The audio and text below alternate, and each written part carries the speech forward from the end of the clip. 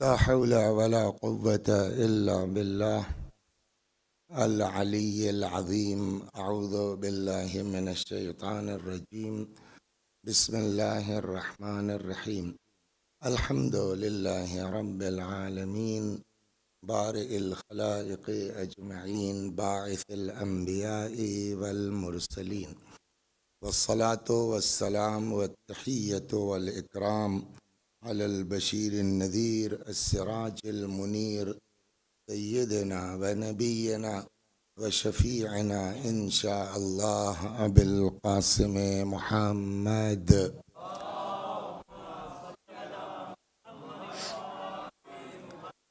اللهم صل عليه وعلى أهل بيته مظاهر جلالك وجمالك، واللعن على أعدائهم الشاكين فيهم المنحرفين عنهم أجمعين.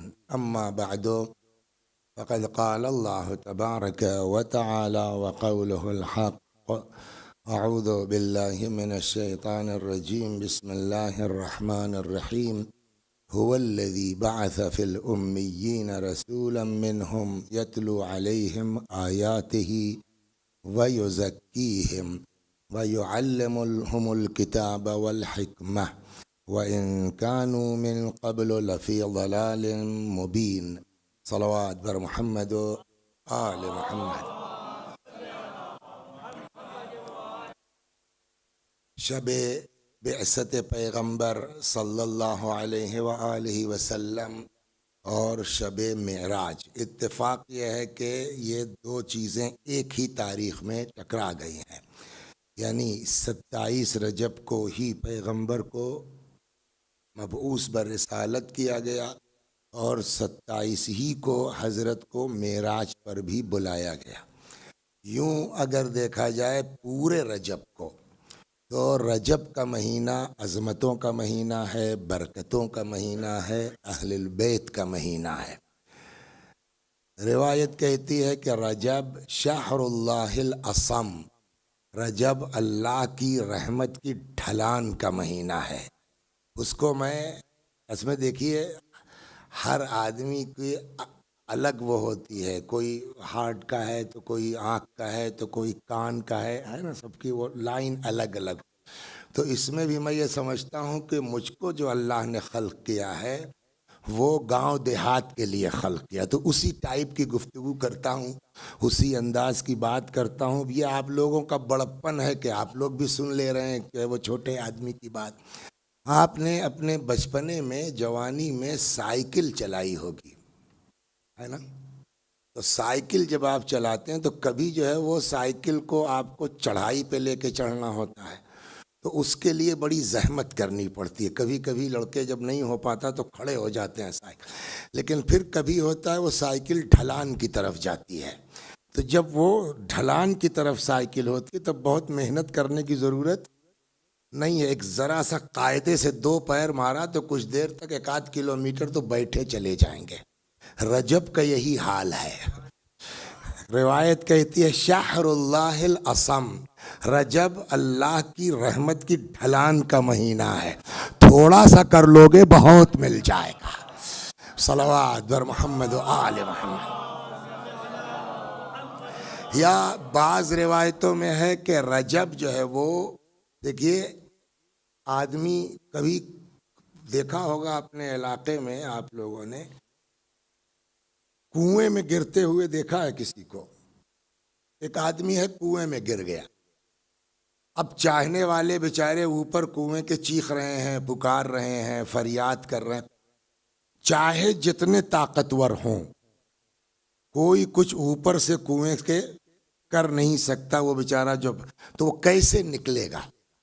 کہ اس کا صرف ایک راستہ ہے کہ ایک مضبوط رسہ ہو جس کا ایک سرا اس آدمی کے ہاتھ میں ہو جو کنویں میں گر گیا ہے، دوسرا سرا اوپر والوں کے ہاتھ میں ہو، بغیر اس کے کنویں سے نکلنا ممکن نہیں ہے۔ یہی حال ہے ہم لوگوں کا. ہم سب گناہ کے کنویں میں گر چکے ہیں. ہم کو ایک رسی چاہیے جو ہم کو اس کنویں سے نکال سکے. روایت کہتی ہے, حدیث قدسی میں اللہ فرماتا ہے رجب میری رسی ہے, فمن اعتصم بی وصل بی, جس نے رجب کو تھام لیا مجھ تک پہنچ گیا ہے. یہ دو روایتیں ہو گئیں. تیسری روایت, اور بس آ جاؤں آج کی شب میں, کہ خود مولا فرماتے ہیں رجب و شہری, رجب میرا مہینہ ہے, وشعبان شہر رسول اللہ, شعبان کا مہینہ بولیے رسول اللہ کا مہینہ ہے. تو اب آپ خود فرمائیے ماہ مبارک رمضان کس کا مہینہ ہے؟ جی اللہ. تو رجب مولا کا, شعبان رسول پاک, ماہ مبارک رمضان اللہ کا. تو سیدھے سیدھے کہیے نا, جو علی ملے تو نبی ملے, جو نبی ملے تو خدا ملا. تو اس مہینے سے شروعات ہوتی ہے آپ کے ہمارے اللہ تک پہنچنے کی. اور ظاہر سی بات ہے کہ اس میں پہلی رجب بھی عظیم ہے, 5 رجب بھی عظیم ہے, 3 رجب بھی عظیم ہے, پھر 7 رجب کو بعض روایتوں کے اعتبار سے حضرت ابوالفضل کی ولادت, 4 شعبان بھی روایتوں میں ہے, پھر 10 رجب وہ بھی امام کی ولادت ہے, پھر آپ آئیے 13 رجب کیا کہنا ہے, پھر 15 رجب شہزادی کی شہادت بروایتیں ہے, پھر 22 رجب ابھی گزری ہے, 25 رجب کو آپ نے تابوت نکالا, 26 رجب کل جناب, آج 27 رجب بعثت اور معراج دونوں ہے, کل 28 رجب وہ سفر ہے جس نے قیامت تک کے لیے اسلام کو محفوظ کر دیا ہے. تو یہ رجب کا مہینہ ایک طرح سے کہیے کہ اہل بیت کا مہینہ ہے, اور اس میں خاص کر کے جو آج کی شب اور کل کا دن ہے, صلوات بر محمد و آل محمد. چنانچہ یہاں فرماتے ہیں مرحوم شیخ عباس قمی رضوان اللہ علیہ کہ بعثت پیغمبر کی رات ہے. شب 27 کیا ہے پیغمبر کہ بعثت ہوئی ہے کل کو دن میں, اور نہایت متبرک رات ہے. اس میں چند اعمال ہیں, وہ پہلے اعمال ہم آپ کو سنا دیں. نمبر 1, جناب شیخ نے مصباح المتحجد میں امام محمد تقی علیہ السلام سے نقل کیا ہے کہ رجب میں ایک ایسی رات بھی ہے جو ہر اس چیز سے بہتر ہے جس پر سورج چمکتا ہے. کچھ سمجھ میں آیا؟ یعنی ساری کائنات سے افضل اور بڑھ کے آج کی رات ہے, اور وہ 27 رجب کی رات ہے جس کی صبح پیغمبر اسلام صلی اللہ علیہ وآلہ وسلم مبعوث بر رسالت ہوئے. چنانچہ امام فرماتے ہیں کہ میرے شیعوں میں سے عمل کرنے والے اس شب میں 60 سال کے عمل کا ثواب لکھا جاتا ہے. اگر اس رات کسی نے عمل کر لیا نیک تو وہ کتنے کے برابر ہوگا؟ 60 برس کے عمل کا ثواب. کسی نے عرض کیا کہ اس رات کا عمل کیا ہے, تو پوچھا تو مولا کرنا کیا ہے آج کی رات میں؟ فرمایا جب نماز عشاء بجا لا چکو, نماز عشاء تو سب لوگ پڑھ چکے ہیں, اور بستر راحت پر چلے جاؤ تو آدھی رات سے قبل بستر سے اٹھ جاؤ, بیدار ہو کر 12 رکعت نماز پڑھو. کتنی؟ 12 رکعت. ہر رکعت میں دیکھیے کوئی بھی مستحبی نماز ہو بغیر حمد کے نہیں ہو سکتی. لا صلاۃ الا بفاتحۃ الکتاب. تو نماز کوئی بھی پڑھیں گے آپ بغیر سورہ حمد کے ممکن نہیں ہے. اس کے بعد جو ہے وہ مستحب ہوتا ہے, کہیں جو ہے آیت الکرسی پڑھیے, کہیں انا انزلنا پڑھیے, کہیں قل یا ایھا الکافرون پڑھیے. تو یہاں کیا فرماتے ہیں کہ مفصل یہ ہے کہ سورہ محمد کے بعد آخر قرآن میں سے کہیں سے بھی ایک مکمل سورہ پڑھ لے. سورہ حمد تو پڑھنا ہی ہے, اور اب سورہ حمد کے بعد, سورہ محمد کے بعد سے لے کے اور سورہ ناس تک بیچ میں سے اپنے اعتبار سے کوئی بھی سورہ آدمی اس کے بعد پڑھ لے. مثلا قل واللہ پڑھ لیا, مثلا انا انزلنا پڑھ لیا, لیکن جو پڑھے مکمل سورہ پڑھے. جب ہر 2 رکعت پر سلام کے ساتھ نمازوں سے فارغ ہو جائے, اب یہ 12 رکعت ہو گئی, تو حمد کو 7 مرتبہ, کتنی مرتبہ پڑھنا ہے سورہ حمد نماز کے بعد؟ اب سلام پڑھ لیا, السلام علیکم ورحمۃ اللہ وبرکاتہ, 12 رکعت نماز آپ کی 2 کر کے 6 بار میں تمام ہو گئی. تو اب تمام ہونے کے بعد بولیے 7 مرتبہ حمد کو پڑھا جائے گا اور اس کے بعد سورہ فلق قل اعوذ برب الفلق اور سورہ ناس قل اعوذ برب الناس کو بھی 7 مرتبہ اور قل هو اللہ احد اور قل یا ایھا الکافرون میں سے ہر ایک کو 7 بار، یعنی یہ سارے معوذتین قل اعوذ برب الفلق اور قل اعوذ برب الناس قل یا ایھا الکافرون اور انا انزلنا، ان چاروں سوروں کو کتنی بار پڑھنا ہے؟ 7 مرتبہ۔ آیت الکرسی کو بھی 7 مرتبہ، اور ان سب کے بعد ایک دعا بتائی گئی ہے، وہ دعا پڑھی جائے گی۔ اس کے علاوہ چونکہ شب بعثت ہے تو رسول اللہ صلی اللہ علیہ وآلہ وسلم کی زیارت ہوگی، اور مستحب ہے اس رات میں امیر المؤمنین سلام اللہ علیہ کی بھی زیارت پڑھنا اس رات میں مستحب ہے، جو انشاءاللہ کرایا جائے گا۔ اب مسئلہ یہ ہے کہ ایک قانون یہ بھی ہے کہ نماز با جماعت صرف اور صرف واجب نمازیں ہی جماعت سے ہو سکتی ہیں۔ یہ جو ماہ مبارک رمضان میں بھی جماعت سے پڑھوا دی جاتی ہے، اس کے پیچھے راز یہی ہے کہ ظہر کی قضا کے نام سے پڑھ لو، اس لیے کہ مستحبی نماز جو ہوگی وہ کسی بھی قیمت پر جماعت سے نہیں ہو سکتی ہے۔ لیکن عام طور پر یہ ہوتا ہے کہ جب آدمی الگ الگ پڑھتا ہے تو کوئی رکوع میں ہے، کوئی سجدے میں ہے، کوئی اسپیڈ والا ہے پڑھ چکا، کوئی بہت سلو ہے، تو اب لوگ بیٹھے ان کا انتظار کر رہے ہیں کہ ان کے ختم ہو تو آگے شروع کیا جائے۔ تو اس کے لیے جو ہے وہ آپسی مشورے کے بعد یہ سمجھ میں آیا کہ جماعت کی نیت تو نہیں ہو سکتی، اس لیے کہ یہ قانون کے خلاف ہے۔ واجب نماز کے علاوہ کوئی نماز جماعت سے نہیں ہو سکتی، مگر یہ کہ وہ نماز عیدین اس کی بحث الگ ہے کہ بعد میں کوئی اعتراض کرے تو ہم نہ کہیں۔ تو اب یہ طے پایا ہے کہ آپ کے ساتھ ساتھ میں پڑھوں گا، مگر آپ جماعت کی نیت نہیں کریں گے، ساتھ آپ پورا پڑھیں گے تاکہ سب لوگ ایک ساتھ ختم کر لیں۔ اس کے بعد بقیہ کون ہے عمل کرانے والے تھے؟ رضا بھائی ہیں، تو پھر وہ ان کی سے وہ قیادت میں ہم لوگ سب بقیہ اعمال انشاءاللہ بجا لائیں گے۔ صلوات بر محمد و آل۔ تو اب بات یہ ہوئی کہ 2 چیزیں ہیں، ایک ہے شب معراج اور ایک ہے شب بعثت۔ یہ بعثت کیا چیز ہے؟ پہلے گفتگو اس پر ہو۔ وہ کہاں چلے گئے ذیشان صاحب، اگر بتائیں، یا شاکر صاحب، کہ میں بھول رہا ہوں کہ 8:45 تک کہا تھا یا 9 تک مجھ کو کہا تھا، وہ سمجھ لوں تب میں آگے کی چیز شروع کرنی، بیچ میں آ کے پھنس جاؤں اگر مجھ 8:55، ہاں تو ٹھیک ہے، چلیے ہو جائے۔ صلوات بر محمد و آل محمد۔ ہاں بتا دیا انہوں نے 8:55 نا، چلیے 45، چلیے تو پھر تو 1-2 قصے ہی میں ختم ہو جائے گا 45۔ صلوات بر محمد و آل محمد۔ اب یہاں کے اوپر ایک سوال ہوگا کہ بعثت کی میننگ کیا ہے اور کیا مطلب ہوا بعثت کا۔ اگر آپ کہتے ہیں کہ آج شب بعثت ہے تو کب بعثت ہوئی رسول اللہ کی، وہ سن کون سا تھا، وہ ایج حضرت کی کیا تھی، تو کیا کہا جاتا ہے حضرت کی بعثت کس سن میں ہوئی ہے، کس عمر میں ہوئی ہے؟ 40 سال۔ سن 1 کی پیدائش ہے تو سن بھی وہی ہو جائے گا کہ سن 40 میں۔ ایک طرف آپ یہ کہتے ہیں کہ بعثت ہوئی سن 40 میں، دوسری طرف رسول اللہ فرماتے ہیں کنت نبیا و آدم بین الروح والجسد، میں اس وقت بھی نبی تھا جب آدم، بولیے، جسم اور روح کے درمیان تھے۔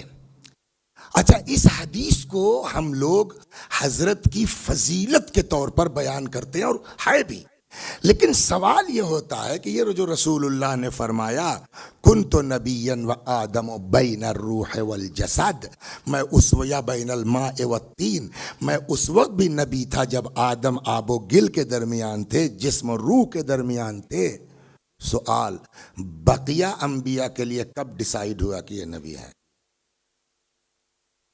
آپ فرماتے ہیں کہ میں اس وقت نبی تھا کہ جب آدم جسم و روح کے، تو خود آدم کب نبی ہوئے؟ موسیٰ کب نبی ہوئے؟ کیا اس دنیا میں آنے کے بعد دیکھا یہ آدمی ٹھیک لگتا ہے اس کو نبی بنا دیا جائے، ٹیسٹنگ کے بعد نبوت دی گئی، یا ان کے لیے بھی ڈیسائیڈ تھا؟ کہ اگر ایسا ہے تو حضرت عیسیٰ نے پیدا ہوتے ہی کیا فرمایا؟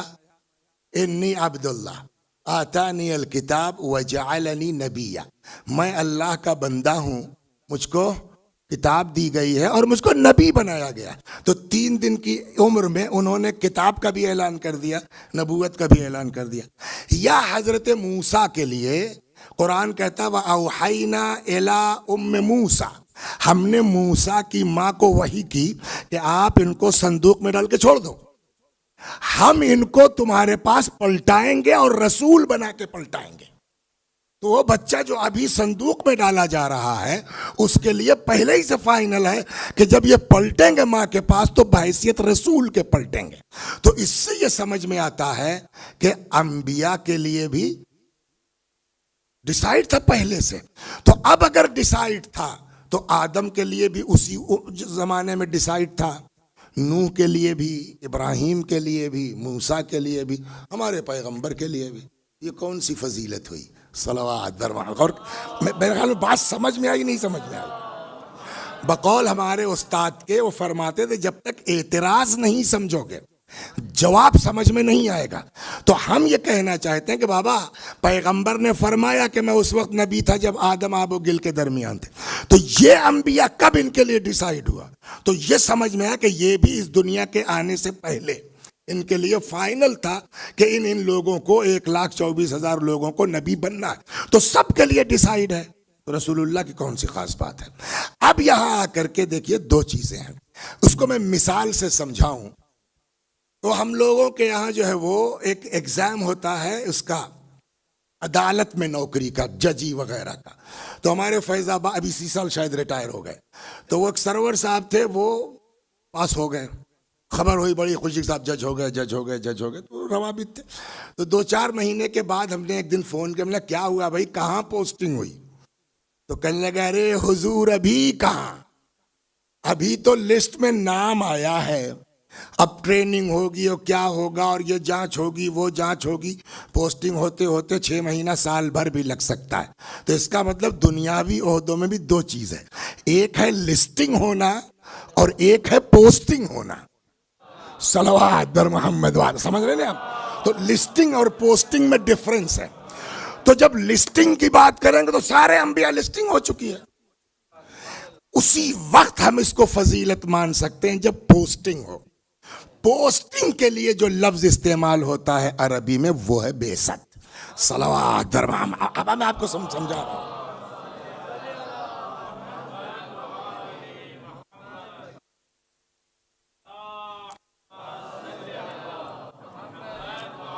تو میرے خیال میں بات اپنی سمجھا لے گیا نا کہ لسٹنگ میں تو سب ایک جیسے ہیں۔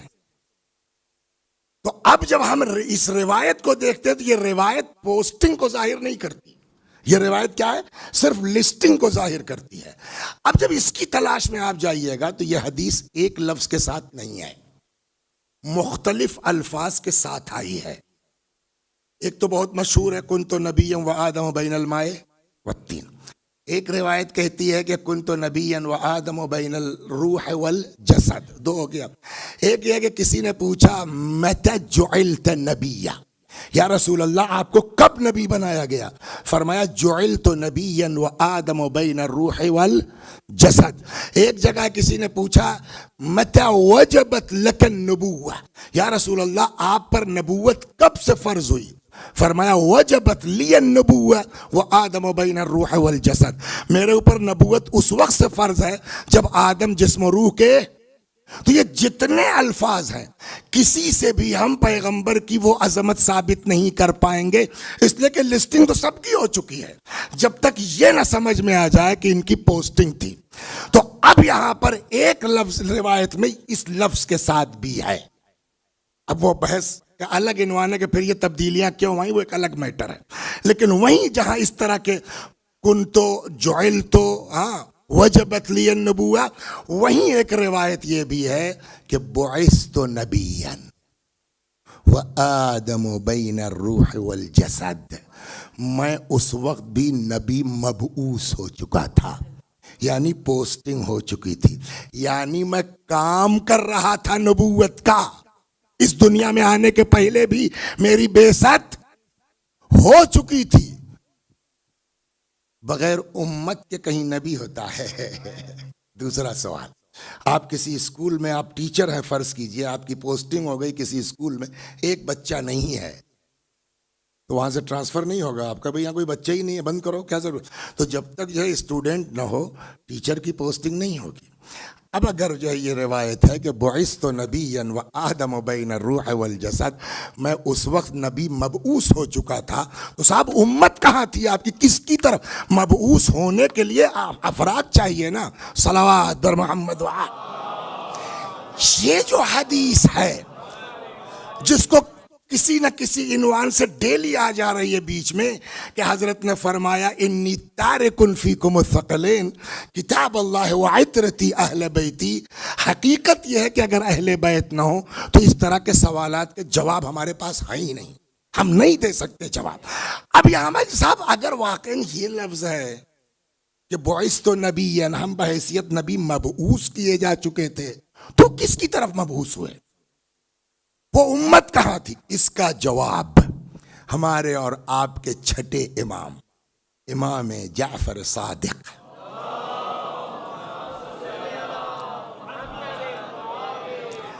سلام اللہ علیہ نے دیا ہے. بحار الانوار کی 15ویں جلد میں یہ روایت ہے اور اسی لفظ کے ساتھ ہے. اب سنیے، امام فرماتے ہیں ان اللہ، اب یہ حدیث چھٹے امام کی ہے، ان اللہ.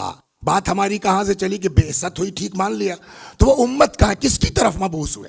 اب امام اس کا جواب دے رہے ہیں، ان اللہ بعث محمدا وهو روح. اللہ نے ان کو مبعوث کیا، نبی بنا کے بھیج دیا. کب؟ جبکہ وہ روح تھے.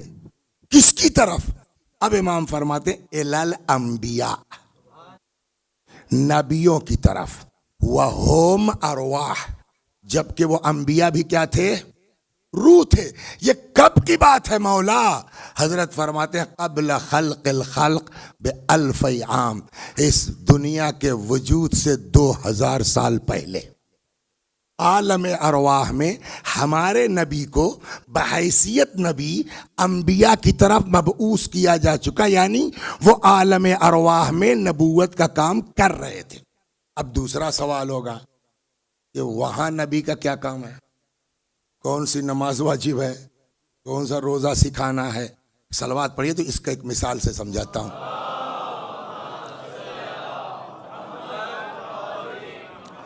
فیض آباد میں جہاں رہتا ہوں میں، وہاں ایک مدرسہ ہے، وسیقہ اسکول کہتے ہیں، اس میں ٹیچر ہوں. تو سوال یہ ہے کہ آپ ٹیچر ہیں فیض آباد میں، آپ نے پڑھا کہاں؟ تو کہا صاحب وہ لکھنؤ میں مدرسہ نازمیہ میں. پھر کہا صاحب وہ قم جا کر کے پڑھا. تو پڑھا آپ نے لکھنؤ میں، اور پڑھا کہاں رہے ہیں؟ فیض آباد میں. اکثر یہ ہوتا ہے، آپ ہی لوگ بتائیے آپ کی پڑھائی کہاں ہوئی ہے اور کام کہاں کر رہے ہیں؟ تو اس کا مطلب یہ ہے کہ ہماری پڑھائی کہیں ہوگی اور ہم پڑھائیں گے کہیں اور جا کے. یعنی ہر ٹیچر کے لیے ضروری ہے کہ پہلے وہ ٹریننگ لے، تب اس کی پوسٹنگ ہوگی. امام نے کیا فرمایا؟ اللہ نے ہمارے نبی کو نبی بنا کے بھیج دیا انبیاء کی طرف. تو انبیاء کو کیا ضرورت تھی؟ جواب یہ کہ ان کو دنیا میں آ کر کے پبلک کو پڑھانا ہے، تو کہیں تو ان کی ٹریننگ ہوگی. صلوات در محمد. سوال یہاں ہے نا کہ انبیاء کا کام کیا ہے؟ پڑھانا. تو جب انبیاء آ کے اس دنیا میں پڑھائیں گے تو کہیں تو ان کی ٹریننگ ہوگی. کہ وہ ٹریننگ کہاں ہوئی؟ کہ اس دنیا میں آنے سے پہلے عالم بولیے ارواح میں. اب ایک بڑی بحث یہاں چلتی، اس کو بھی ضمناً چلیے عرض کرتا چلوں. انبیاء سلام اللہ علیہم اجمعین افضل یا ائمہ معصومین؟ اسی سے یہ بات بہت آسانی سے حل ہو جائے گی. صلوات بر محمد وآل.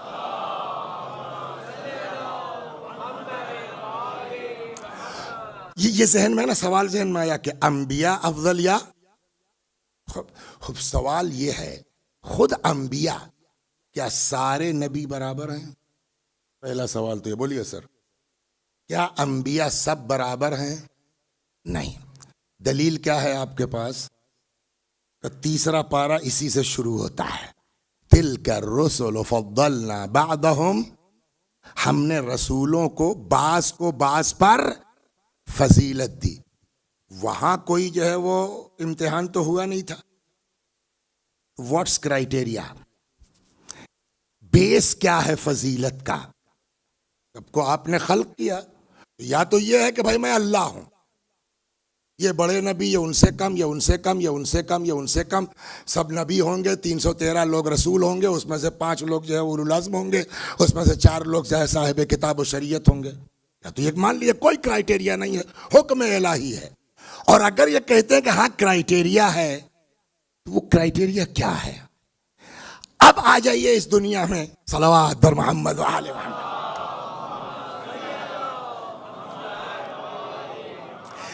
جب رسول اللہ نے بعثت کے بعد اس دنیا میں اعلان رسالت فرمایا تو کیا سب نے ایک ساتھ اسلام قبول کر لیا؟ کچھ پہلے کچھ بعد میں. اور آج اسی چیز کو لے کے ہم اور آپ یہ معیار قائم کرتے ہیں کہ فلاں صحابی بلند ہے. کیوں؟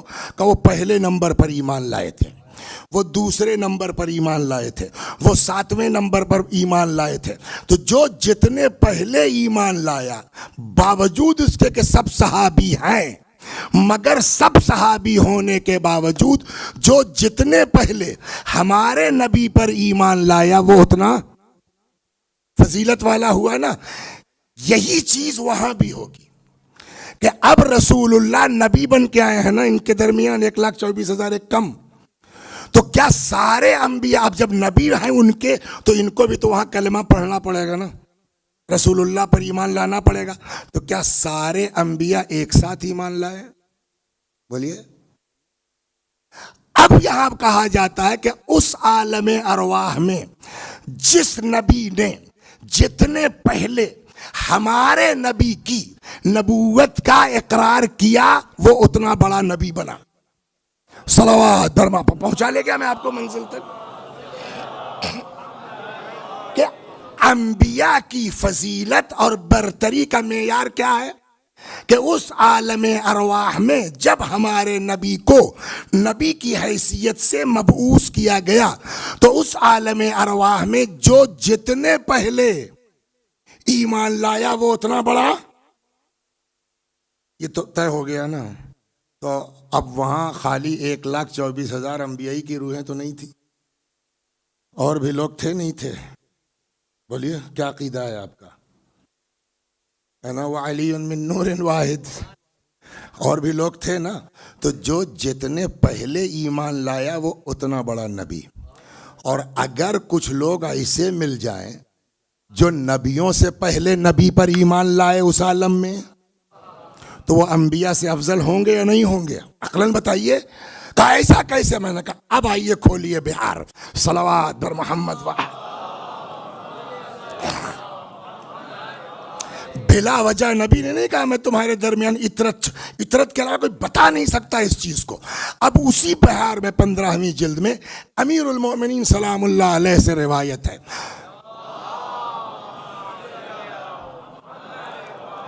حضرت فرماتے ہیں انی عبداللہ و اخو رسول، میں اللہ کا بندہ ہوں اور اس کے رسول کا بھائی ہوں.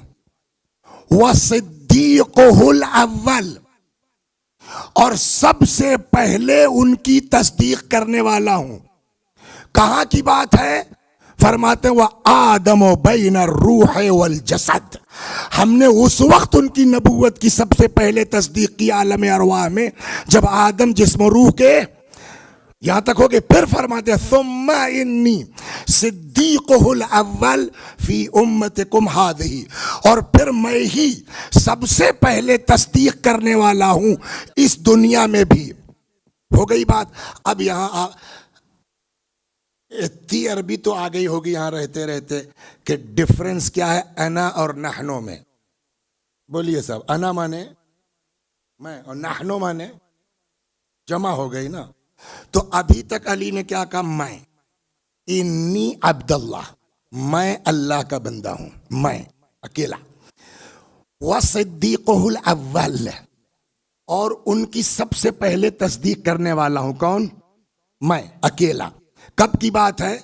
وَآدَمُ بَيْنَ الرُّوحِ وَالْجَسَدِ، جب آدم جسم و روح کے درمیان تھے۔ پھر کیا فرماتے ہیں؟ ثُمَّ إِنِّي، پھر میں ہی صدیقہ الاول فی امتکم ہذہ، اس امت میں بھی سب سے پہلے تصدیق کرنے والا میں ہوں۔ تو کہنا کیا چاہیے تھا؟ فَأَنَا الْأَوَّلُ وَأَنَا الْآخِرُ، میں ہی وہاں بھی پہلے تھا، میں ہی، لیکن اب انا نہیں کہا علی نے۔ اس کے بعد فرماتے ہیں کہ فَنَحْنُ الْأَوَّلُونَ وَنَحْنُ الْآخَرُونَ، ہم ہی لوگ اول ہیں، ہم ہی لوگ آخر ہیں۔ یعنی اس عالم ارواح میں اکیلا نہیں، انبیاء سے پہلے میں نے تصدیق کی، فاطمہ نے تصدیق کی، حسن نے تصدیق کی، حسین نے تصدیق کی، ہم وہاں بھی پہلے۔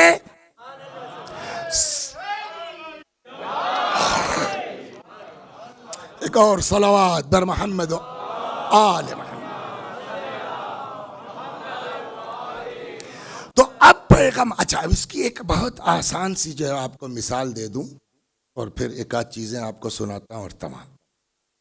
تو آپ کو وہاں مبعوث کیا گیا۔ دیکھیے ہم لوگ تو جھیلتے رہتے ہیں، ہم لوگوں کی کبھی کبھار جو ہے وہ بورڈ کے ایگزام میں بھی ڈیوٹی لگی ہے۔ تو معلوم ہے جب پرچہ بانٹا گیا تو لڑکوں نے ہنگامہ کر دیا۔ کیا ہوا؟ کہا صاحب یہ کورس کے باہر کا سوال ہے، پڑھایا نہیں گیا ہے۔ یہ ہوا ہوگا آپ لوگوں کے ساتھ بھی ہوا ہوگا، پڑھایا نہیں گیا ہے، ایک ہنگامہ ہو گیا۔ اس کا مطلب کیا ہوا کہ جب تک پڑھایا نہیں جائے گا امتحان لینے کی نہیں لے سکتے۔ جو آپ نے پڑھایا ہی نہیں تو امتحان کس بات کا؟ اب ایک نبی ہیں، صلوات بر محمد وعلى سلیہ،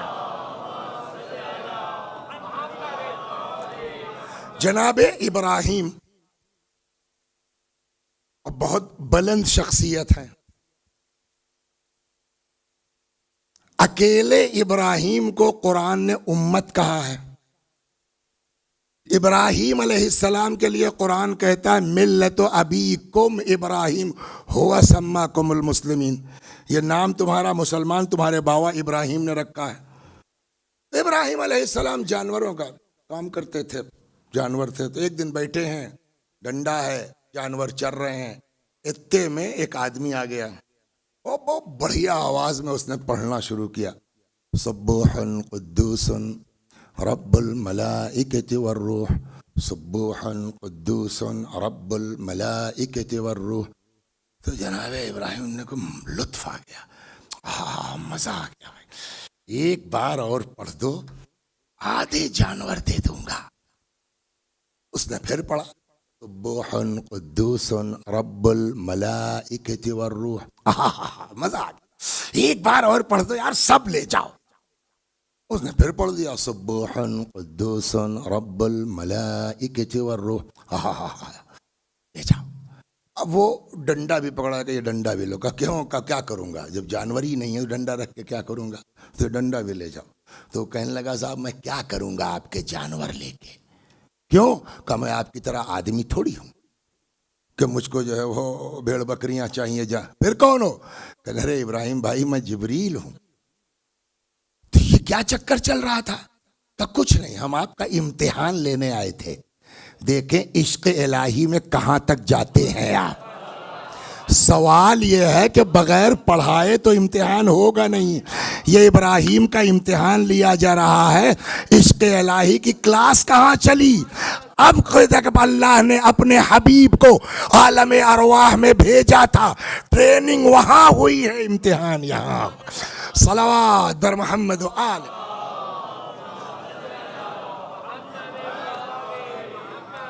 تو اب رسول اللہ آج کی شب وہ ہے جس کی صبح یعنی کل حضرت کو مبعوث پر رسالت کیا گیا. قرآن کہتا ہے جس آیت کی تلاوت کی ہے هو الذی بعث فی الامیین رسولا منہم، کہ اللہ نے بھیجا مبعوث کیا ان عربوں میں انہی میں کا ایک نبی. کام کیا ہے اس نبی کا؟ یتلو علیہم آیات، ایک یہ اللہ کی آیتوں کی تلاوت کرتے ہیں. 2 وَيُزَكِّيهِمْ، اور ان کو پاک کرتے ہیں. 3 وَيُعَلِّمُهُمُ الْكِتَابَ، اور ان کو کتاب کی تعلیم دیتے ہیں. والحکمہ، اور حکمت کی تعلیم دیتے ہیں. اب اگر کوئی ہم سے آ کے پوچھے کہ رسول اللہ کو مبعوث کیا گیا، مقصد کیا ہے بعثت کا؟ قرآن نے یہ 4 چیزیں بتائی ہیں. رسول اللہ کی بعثت کا مقصد کیا ہے؟ نمبر 1 وہ تلاوت کتاب کرتے ہیں. 2 وَيُزَكِّيهِمْ، اور لوگوں کے نفسوں کو دلوں کو پاک کرتے ہیں. تو اصل مقصد بعثت پیغمبر کیا ہے؟ ہماری آپ کا طہارت، تزکیہ، پاک کرنا. صلوات بر محمد و آل محمد. تو اب صحیح معنوں میں مسلمان وہی کہلائے گا ہم لوگوں میں. قبا کی بنیاد پر مسلمان نہیں ہوگا، قبا کی بنیاد پر مسلمان نہیں ہوگا، بلکہ اب یہ دیکھا جائے گا کہ کتنا انسان کلمہ پڑھنے کے بعد اس کا نفس پاک ہوا. اس لیے کہ اصل ہدف بعثت پیغمبر کیا ہے؟ وَيُزَكِّيهِمْ، ان کو تزکیہ نفس کرتا ہے. ایک چیز بہت زیادہ اس پر نہیں رکھوں گا آپ کو. اب آئیے آگے. 2 چیزیں ہیں آج. ایک ہے شب معراج اور شب، ہم لوگوں کے ہاں بھی کل چھٹی ہوگی ہمارے مدرسے میں، تو جو آرڈر نکلتا ہے نا تو آرڈر کل بروز 27 رجب بمناسبت بعثت پیغمبر و معراج النبی 1 یوم کی تعطیل رہے گی. یہ معراج کیا ہے؟ صلوات بر محمد. جلدی 7 منٹ ہے، اس 7 منٹ میں ختم. تو یہ بعثت سمجھ میں آ گئی نا. یعنی اس دن سے گویا پیغمبر اب علی الاعلان جو ہے وہ رسالت کا کام شروع کر دیں گے. یہ ہو گئی بعثت. معراج کیا ہے؟ قرآن کہتا ہے 15واں پارہ اسی سے شروع ہوتا ہے. سبحان الذی اسری بعبدہ، بابرکت ہے وہ ذات جو اپنے بندے کو لے گیا. اب یہاں کے اوپر بڑی بحث ہے، وہ وقت نہیں کہ اس میں جائیں کہ پیغمبر کی معراج جسمانی تھی، وہ جو ہے وہ بعض کہتے ہیں نہیں جسمانی کیسے ہو سکتی ہے، روحانی تھی. وہ پوری 1 منٹ کا جواب یہ ہے کہ پیغمبر کے جانے کی بات نہیں ہے. اگر یہ ہوتا پیغمبر گئے تب یہ سوال ہوتا کہ جسم کے ساتھ کیسے جا سکتے ہیں. قرآن یہ نہیں کہتا کہ پیغمبر گئے، قرآن کہتا ہم لے گئے. تو جب ہم لے گئے تو اعتراض کرنا اللہ کی قدرت پر اعتراض ہے، نہ کہ معراج رسول پر اعتراض ہے. صلوات بر محمد.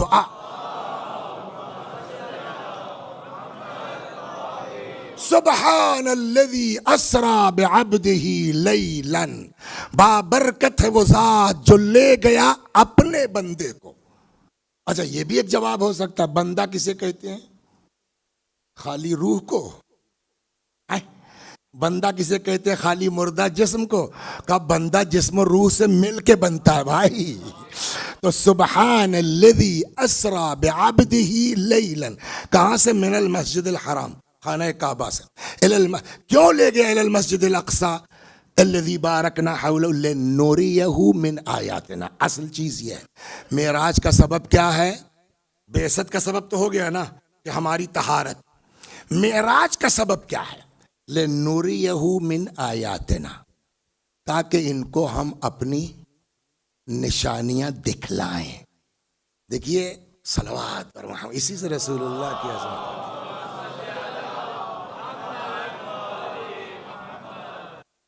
آپ کا کیا نام ہے؟ علی رضا صاحب. علی رضا صاحب سے میری دوستی ہو گئی بہت تگڑی. تو ایک دن 2-4 سال کے بعد ملے، تو چونکہ بڑے آدمی ہیں تو میں بھی اس چکر میں تھوڑا لگا رہوں تو بہتر رہے گا. تو ہم نے کہا سنا علی رضا بھائی آپ نے یہاں کوئی بہت زبردست مکان بنا لیا ہے، جو ہے وہ 2 ملین درہم کا، 4 ملین درہم کا. انشاءاللہ کہہ دیے بھائی. کوئی چیز خدا کے یہاں ناممکن نہیں ہے. تو کہنے لے کیوں آپ کو یقین نہیں ہے کہ میں لے سکتا ہوں؟ میں نے کہا صاحب کیوں نہیں یقین ہے؟ کہا تب کیوں پوچھ رہے ہیں؟ ہم نے کہا ذرا دکھلا دیتے تو. دیکھنے کا کیا مطلب، آپ کو یقین نہیں؟ ہم نے کہا ہے تو یقین، دیکھ لیں گے تو اور تھوڑا خوشی ہو جائے گی، ہے نا. ایک وقت یہ کہ صاحب میں بڑا اونچا آدمی ہوں، یہ نہیں سوچنا چاہیے آدمی کو. مثال کے طور پر اب علی رضا صاحب لگے ہوئے ہیں کہ یار وسیع صاحب سے لگے رہو تو تھوڑا سا، وسیع بھائی میں نے مکان لیا ہے. ہم نے کہا جی ماشاء اللہ مبارک، ایک بار دیکھ لیجئے. میں نے کہا ارے بھائی لے لیا آپ نے، یقین ہے مجھ کو لیا؟ کہ نہیں نہیں ایک بار دیکھ لیجئے آپ تھوڑا سا. میرے پاپا ارے میں گاڑی بھیج دوں، میں سواری بھیج دوں. صلوات در محمد و آل محمد.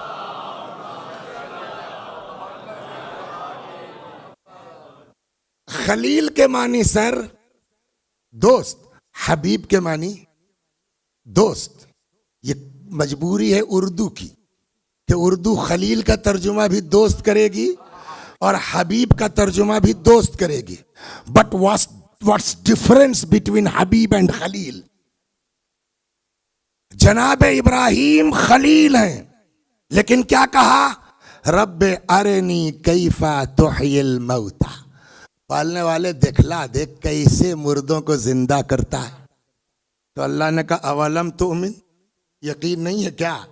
تو ابراہیم نے کہا کہ ولیکن لیطمئن قلبی، یقین تو بالکل ہے پر تھوڑا اطمینان بڑھ جائے گا.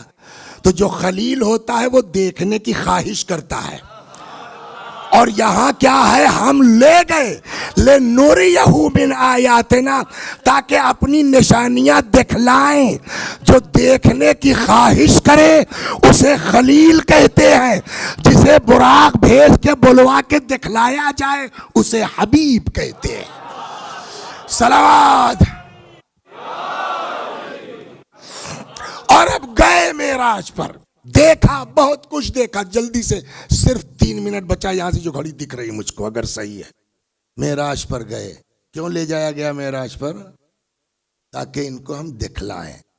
کوثر بھی دیکھا، بہشت بھی دیکھا، جہنم بھی دیکھی، اور بھی سب چیزیں ہیں. جناب فاطمہ کا نور بھی عطا کیا گیا، وہ ساری چیزیں اپنی جگہ.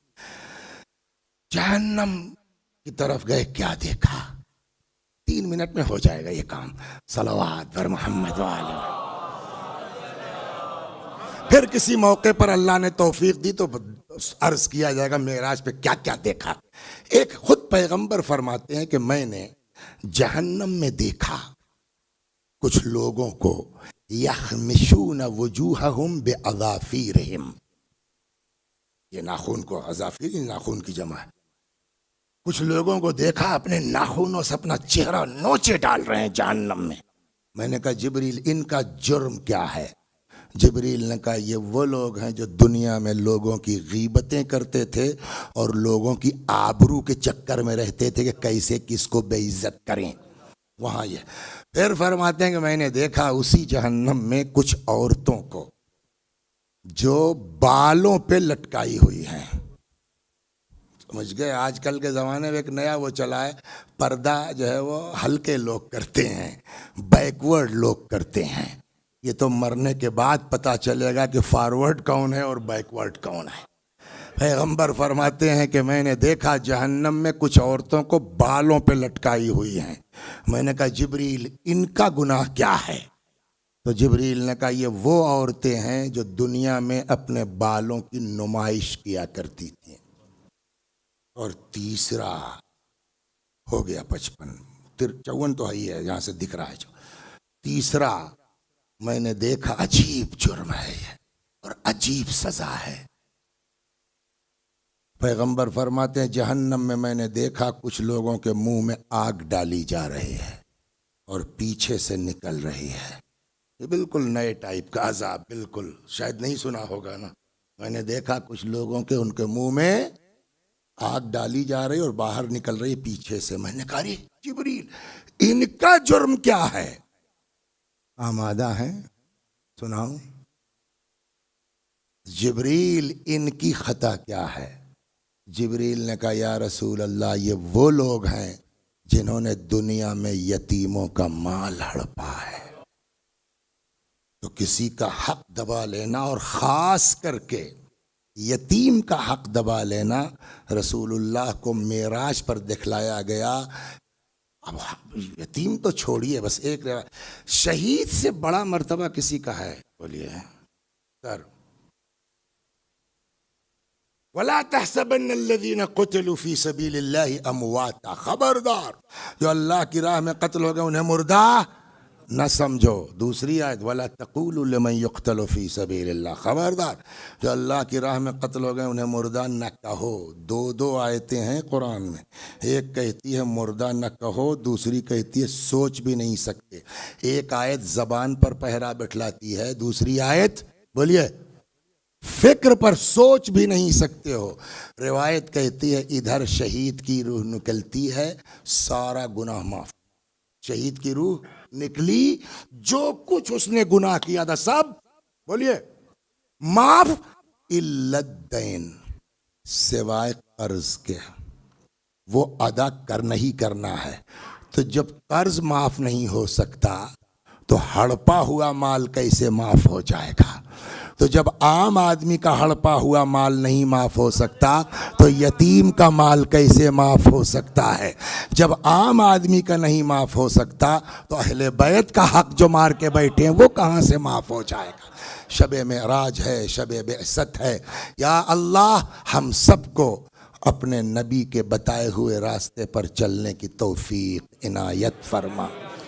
یا اللہ ہمارے گناہوں کو بخش دے، ہمارے ماں باپ کے گناہوں کو بخش دے.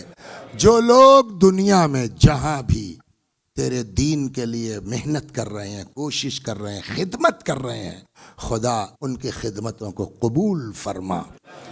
وآخر دعوانا ان الحمد للہ رب العالمین.